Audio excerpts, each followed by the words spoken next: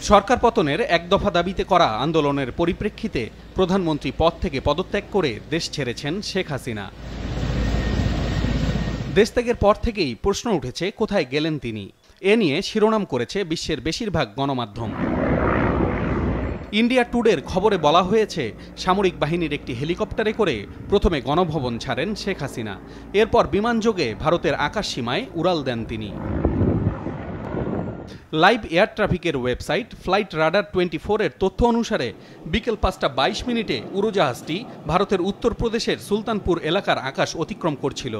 ভারতের গণমাধ্যম ইন্ডিয়া টুডের খবরে বলা হচ্ছে, এরই মধ্যে ভারতের উত্তরপ্রদেশের গাজিয়াবাদে হিন্দন এয়ারফোর্স স্টেশনে অবতরণ করেছে হাসিনাকে বহনকারী ফ্লাইটটি।